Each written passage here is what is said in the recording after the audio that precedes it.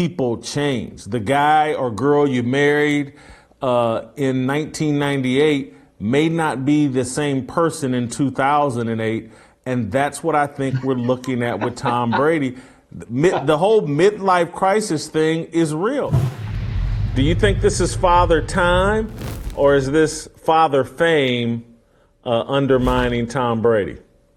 I think it's a bit of both. Look, for us not to think that a 45-year-old athlete would not have a physical erosion, it's just not natural unless you got some help. Now, everything you laid out, I didn't really hear about it until afterwards. I've got to say this. I'm extremely disappointed in Tom Brady with this behavior, because I've said this before and I'll say it again. It's been echoed many times.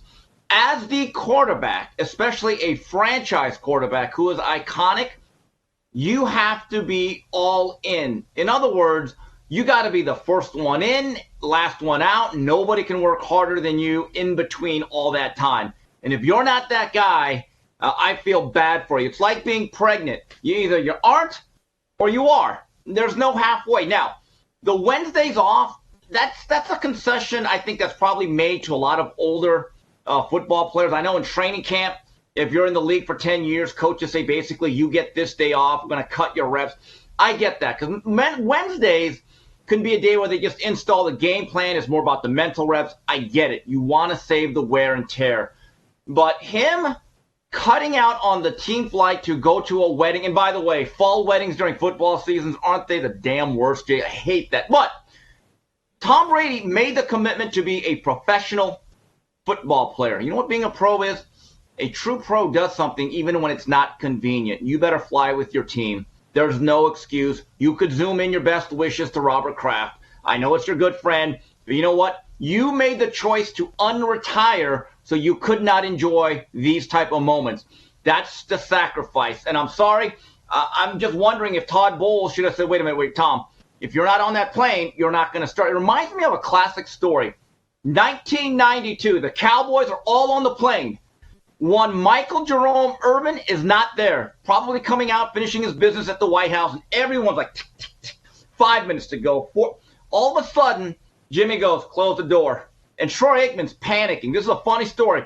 So literally, as the plane's going off the tarmac, Michael Irvin is racing in like O.J. Simpson from the Hertz rent-a-car, and Troy Aikman is begging Jimmy, he's here. And he goes, nah, get that plane in the air. So Michael Irvin had to catch his own direct flight to Detroit because they were playing the Lions. Get into the meeting, and Jimmy Johnson said, Michael, I'm very disappointed in you. Stand tight. You suspended. You're not starting. Now, that suspension lasted all of 3 plays because the offense looked so bad. Norv Turner was begging Jimmy, like, Jimmy, everyone's cursing at me. Okay? I'm getting all the – Jimmy, you've made your point. Do you want to win or not? But there was a point made because Michael Irvin, for all his wackiness back then, Jason, I didn't hear of him missing another team flight. And I think there's that old line, with great leadership and power comes responsibility. And I hate to say it, Tom Brady has become that guy who's abusing it. And that's disappointing to hear. Steve, my point in why I discard father time as an excuse is because the physical toll of the game has been so reduced that if they were playing under these rules 30 years ago, Brett Favre might still be playing right now. Or George Blanda might have played till he was 55. And so I don't think the game has been so physically relaxed. I'm not as impressed with Brady playing until age 45. I don't see a physical erosion. I see a guy who doesn't understand 50% of his value is the tone he sets within the team. And he helped cultivate and create that culture that made New England special for 2 decades. And I think he has fooled himself into believing, nah, you don't need it to win. And, we won a Super Bowl in Tampa Bay with a looser culture. But what they're doing it's not sustainable. And it's great that they won that Super Bowl. But for 2 decades, New England was a Super Bowl contender year in and year out and appeared in 10 Super Bowls because of that culture.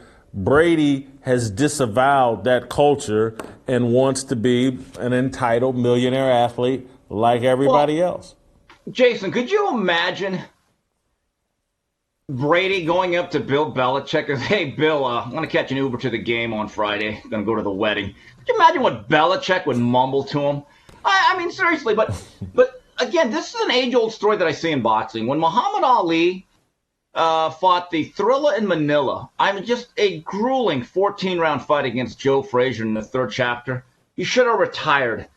I guess it would have been maybe the perfect ending for him as a boxer.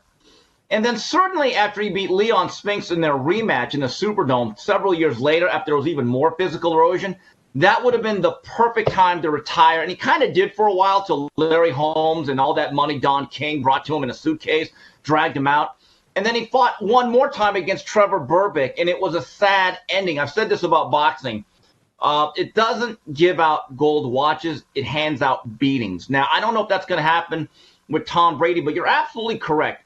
When you are the tone setter, and in essence, you're the culture, you have to adhere to it more than anybody.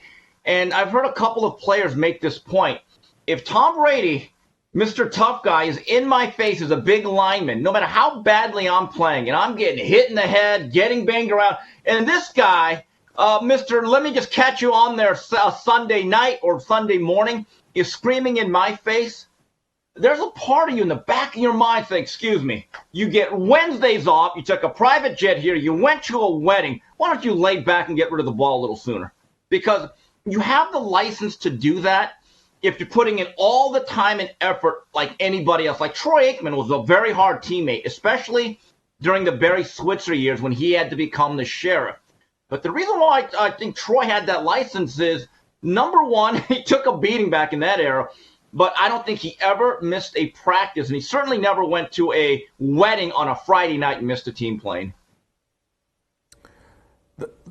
I think some people are going to hear this conversation. Oh, you're being too hard on Brady and blah blah. No, and yeah, I don't think we are. And I think people don't recognize that people can change. People, anybody smart that's been married for longer than 5 years or 5 minutes, anybody that's been, you've watched people change. The guy or girl you married in 1998 may not be the same person in 2008.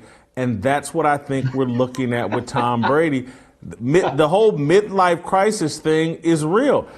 I say this jokingly, but I think three of my best friends, all guys I went to college with, and I'm not remotely commenting on their marriage, but I'm talking about three of my best friends all have Corvettes right now.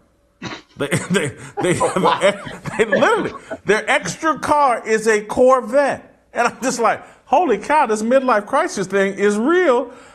I'm looking at friends. I mean, it's just real. And I think that's what's going on with Brady.